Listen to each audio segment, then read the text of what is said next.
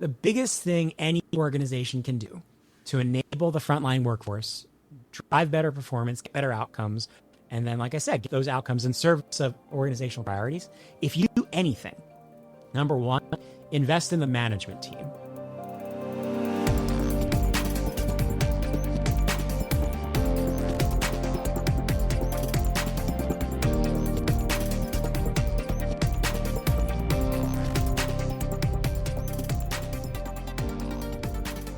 Last week, I was talking with a new potential client, and throughout the entire conversation, I couldn't stop thinking, man, I love working with organizations like this.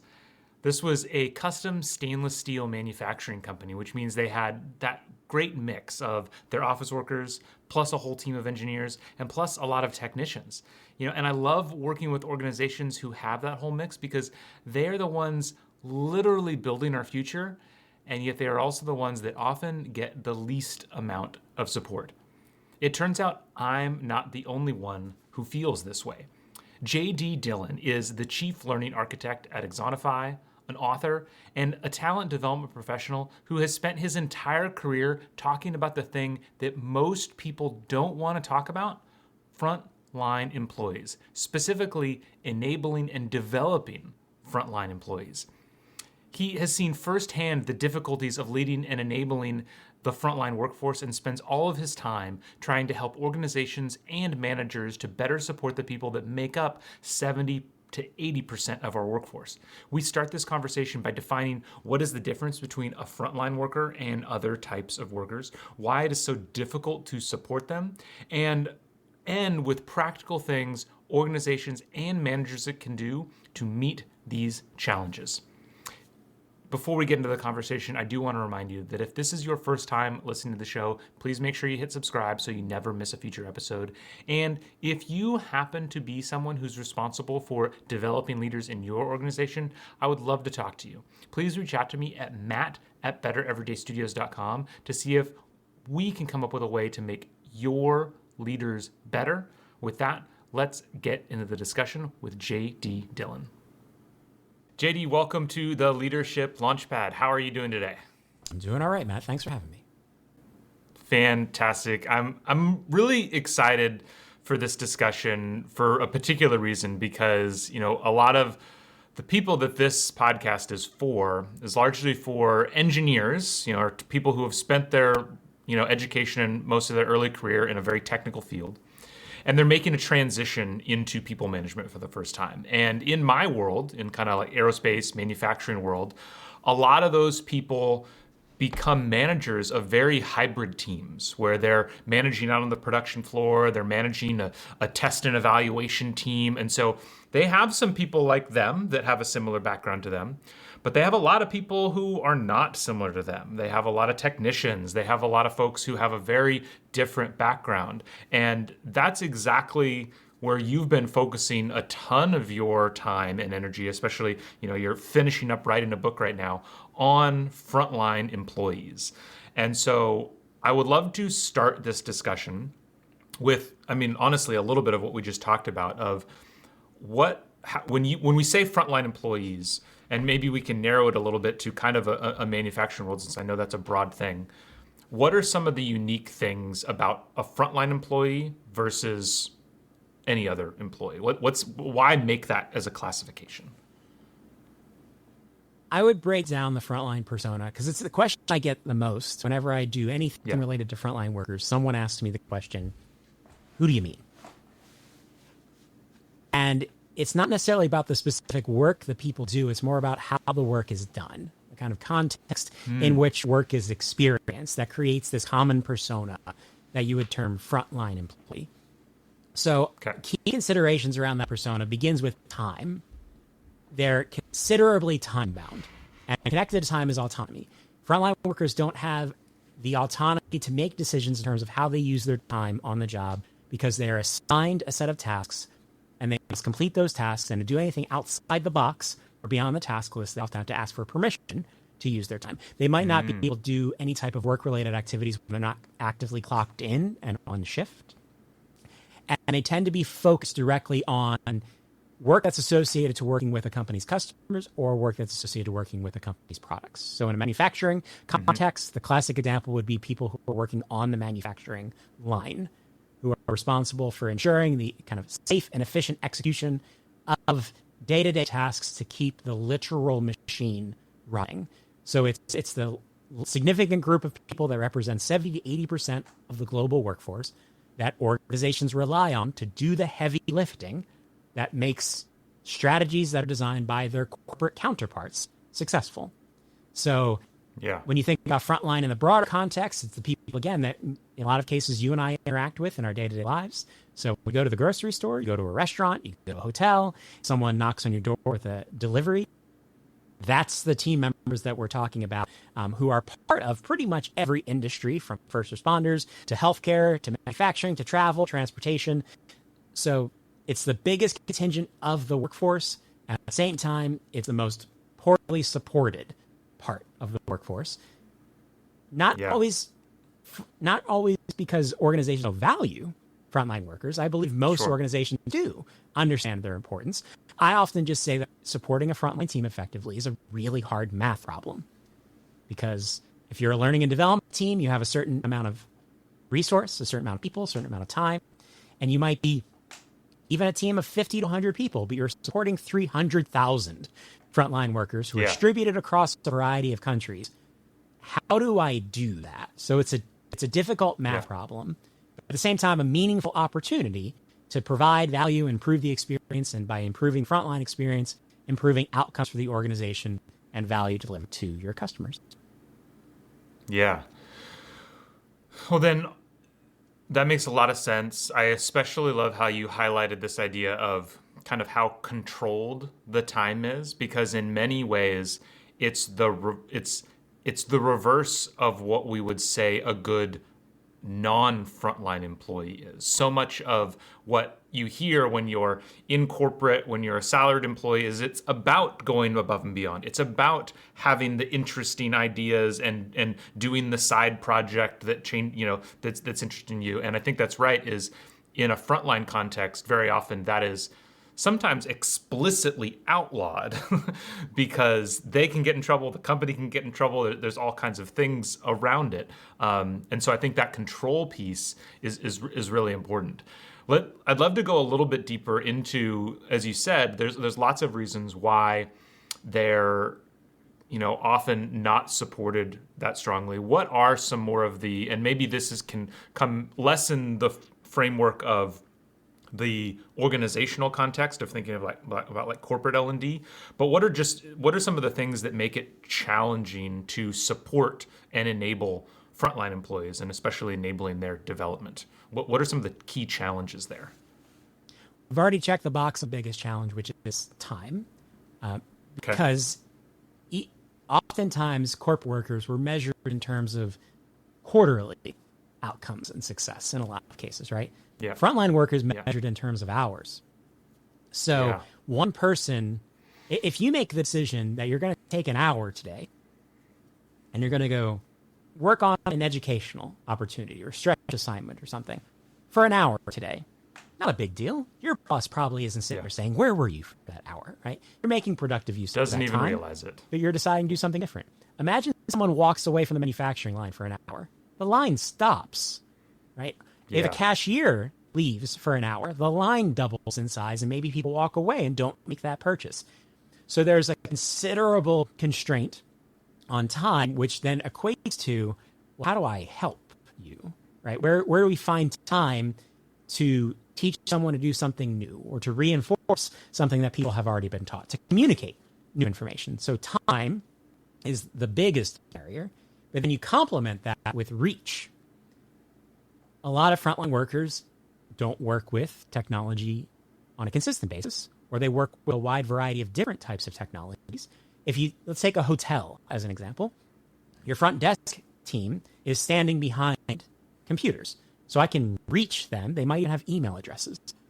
The housekeeping staff and the food and beverage staff probably don't have corporate email addresses.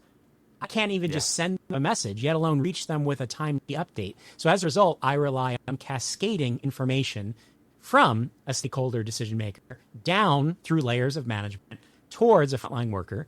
Question is often, does that information get there, and does it get there in the shape and kind of level of actionable insight that you originally wanted it to be? So it's even just difficult to reach frontline workers with basic information, basic support tools, because they live in a different environment when it comes to the tools that they use every day. So a lot of the things we take for granted when it comes to enabling a corporate team, the fact that they're on Microsoft Teams and Slack and email, and they have shared drives, and they all of these different tools, and it's still hard, right? I have yet to really meet the organization that says, you know what we've nailed? Communication. In a lot of cases, it's because, you've got stuff everywhere. Like, what SharePoint folder is it in? Which Teams channel am I supposed to be a member of? We have an overabundance of resources and an inconsistent use of those resources and lack of consistent processes that makes corporate versions of sharing and access and collaboration and learning difficult. Take all of the tools away and try to overcome the same challenges with the frontline workforce. So it's kind of one of these silly, simple things that when you don't have a company email address, that cascades in terms of the challenges that you're going to face when it comes to accessing corporate systems, communicating across the organization. And as a result, frontline work silos down into the location. So you may work in an organization with 400,000 other people who do similar work to what you do. You don't see those people, right? You don't know that scale exists. You know you work for this big organization. It might just be 5 other locations. You work with your team, right? I always say frontline workers don't work for the company. They work for their manager, because that's the person who hired them, who trained them, who pays them, who schedules them. So the experience of frontline work is more about location-based work than it is working for an organization. And it requires the organization to adapt our tools and our processes to accommodate the realities of frontline work, rather than thinking, well, we have corporate tools, we can just give them to the frontline team. It doesn't work, because the structure of work is different and the day-to-day reality of work is meaningfully different for people who are doing these types of jobs. That's a really succinct way you put that, and I've seen it firsthand. Even in companies where maybe every employee does have an email, they don't necessarily have a way to access it. And there's plenty of tools out there that they're trying to make it so that, hey, everybody can have an app on their phone. Even if everybody has a phone now, if you want them doing work on that phone, now you got to subsidize that phone. You need to pay them for their time of using that app. And the expenses multiply incredibly quickly, which, so there can be so you got the reach problem, you got the funding problem, you got the time problem. These all just kind of snowball up. I'm guessing it sounds like, so is the answer then, does it kind of boil down? It sounds like there must be very local solutions. What are you seeing effective at getting past some of those barriers? What are some companies doing to get past all those barriers? The biggest thing any organization can do to enable the frontline workforce, drive better performance, get better outcomes, and then, like I said, get those outcomes in service of organizational priorities. If you do anything, number one, invest in the management team. Because no matter what else I talk about, whether I talk about using technology, we could talk about AI, which has significant potential applications when it comes to enabling the frontline workforce in a variety of different ways. We could talk about investing in training programs and academies and upskilling and all of these different ideas, rewards and recognition. If you talk about the entire frontline experience, it all comes down to the ability for the location management to execute. And if location management is constantly overwhelmed, 49% of frontline managers are burned out on a daily basis. You rely on them for everything in these types of environments. The answer to the next problem from corporate is often, let's get the managers to ... If a customer is upset, the manager steps in. If there's a downtime in a piece of equipment, the manager steps in. If an order's late, the manager has to deal with it. Someone called in sick today. The manager has to figure out how to deal with it. So managers are often so busy dealing with operational realities, they have a hard time focusing on the experience of their team members, making sure people have knowledge, skills, and resources they need to be successful, mitigating points of friction that are going to reduce turnover, So it's really comes down to how well resourced and how well equipped are the managers. We have people in place who we have selected the right people, enabled the right people, trained the right people, or do we have a lot of people in place because they were the next person up, right? The manager quit. Yeah. You took the next operator, who was the most skilled performer, and put them in role, and now they're figuring it out. Yeah. Is a lot of frontline managers' experiences, including my own. Yeah. I didn't go to a training class to become a frontline manager until I was in that uniform for several months, and I was figuring it out as I was going. So it has to start with improving the way that we equip frontline managers, and then from there, they need to be a critical part of the rest of the story. Because let's say that you're going to implement new technology for your frontline workforce. You can mitigate that reach problem, right? We put devices in their hands with applications that are meant to help them solve problems, develop their skills, all of these really interesting tools that we can do. We're going to need the management team to support the implementation of that, especially because they control the frontline employees' time. So if we're going to say, well, you know what we want to do? We want to do some daily training activities. We take 3 minutes every day, do some personalized training with each employee, make sure they're continuing to develop. Again, 3 minutes to a corporate employee sounds like nothing.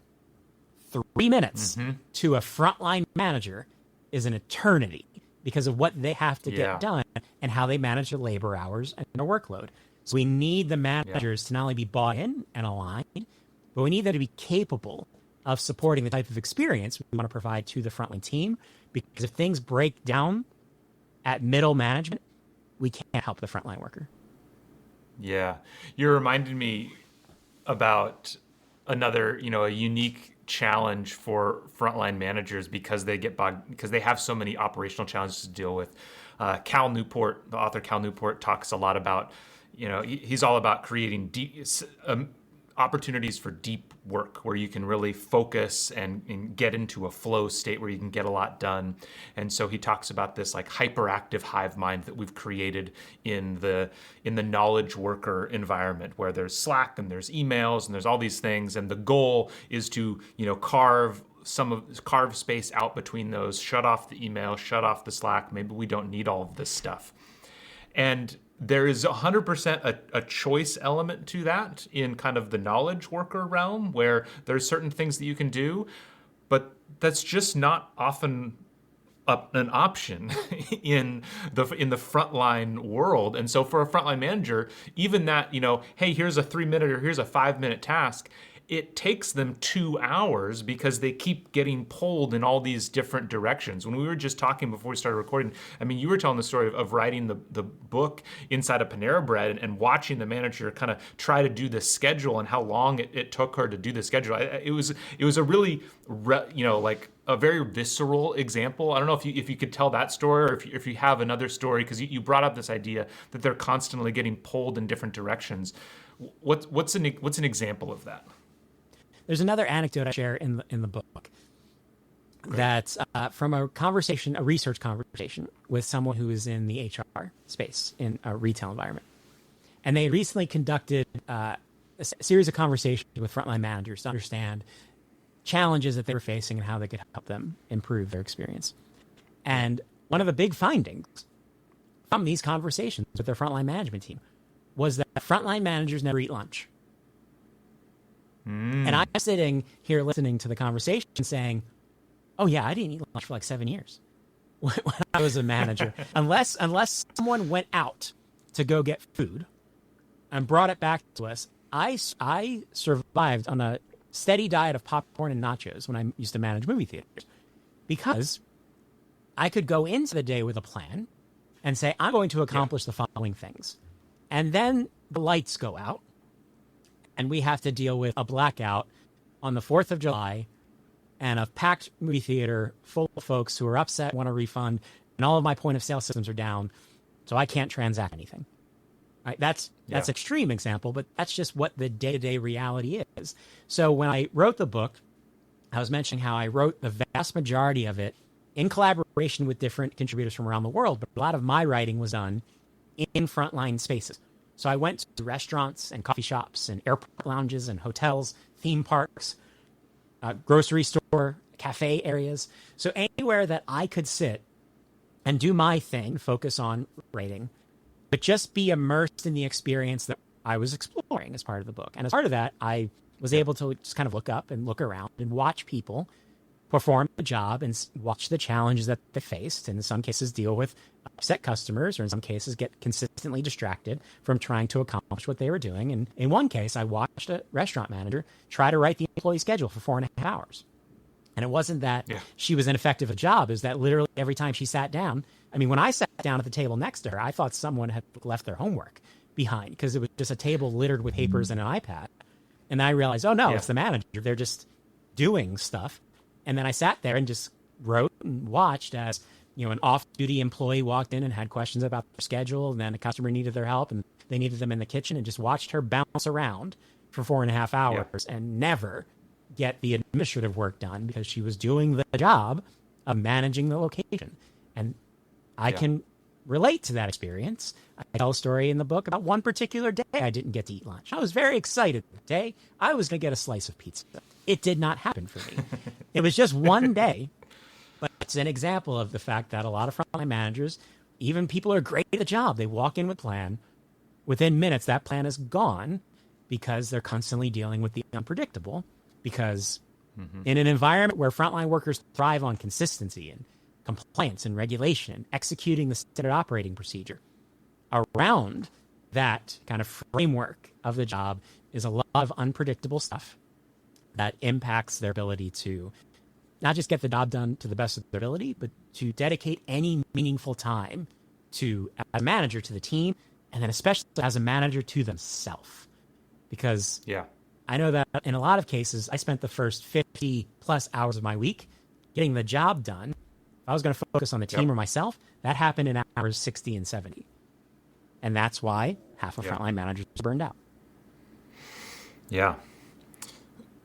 So what have you found to be effective? So we already talked a little bit about what are the things that organizations are doing to help enable frontline employees, or what they can do for frontline managers. And this is, because if you're an individual manager, you don't necessarily have any say in what the company's doing for you. But I imagine there's some things, or some common things, that a individual manager can do to better manage, whether it's better managing their time or just having a different framework. What are the things that you've seen be successful for managers that find themselves in this position so that they don't get burnt out?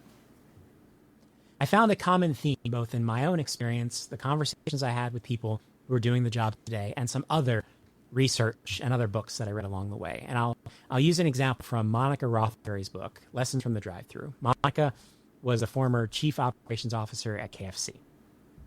And she came up through the ranks being a restaurant manager and ascended into the corporate management space within the organization. And in her book, she shares examples of times where she was struggling in her location to figure out different parts of the job, especially when she was a new manager. How would she put this simple things, from how do you put this display together effectively, to the more complex pieces around how do you effectively read financial reporting, then use that to make decisions to understand how to become more effective and drive better outcomes within the restaurant. And the unlock for her was connecting with other managers, people who have seen it before, done it before. Yeah. And maybe what they tell you and what they say is not necessarily in the training, but it's lived experience. It's the corner cases. It's the clever tips and tricks that maybe the corporate team doesn't know about, or it's not in the formal teaching, that really makes a difference. So before you talk about things like structured training programs, leadership development, emerging leader programs, the more kind of HR-driven approach to enabling managers, for me, it begins with fostering community amongst managers so they can help one another. And I can't tell you how many times that when I managed a movie theater, I had a question, and I knew this wasn't the first time. Someone else has dealt with this. Someone has seen this. But all I knew, especially when I was younger, was my team. And I might have worked with a couple of other managers, but maybe I'm the only one on shift today. I don't know who to call. If you call your boss, that might mean admitting you don't know how to do your job, right? So going up the chain is not always something that is advised or maybe comfortable for somebody. Yeah. Maybe there's someone in Oregon who has experienced this problem before. I'm in Orlando. I don't know they exist. I'm not going to start cold calling other locations and say, hey, does anybody know how to do this? So I think some managers have the benefit of, later in my career, I worked on teams that had 12 different managers on them. And I was really lucky to get to work with some people that I defined as epic frontline managers. And I learned more from them than I would regularly learn from more structured training. A lot of cases, managers may be on an island. They may be the only store manager in their location, or their location may be the only location for the company in the state. So they don't know how to reach out without it having to be, well, I have to ask my district manager, and then how are they going to look at me asking these types of questions?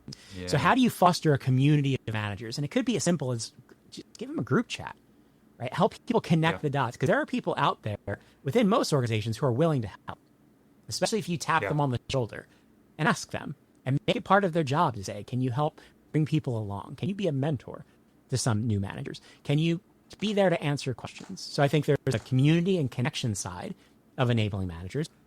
And then I'll take it to the completely other side of the fence and talk about technology. Say, there were so many instances where I, as a manager, just needed information. And I didn't know where it was, if it existed, what SharePoint folder it was in, these types of things. So I think it's a balancing act of giving me the ability to reach out to people so I can collaborate and problem solve with people who have the experience that I don't have.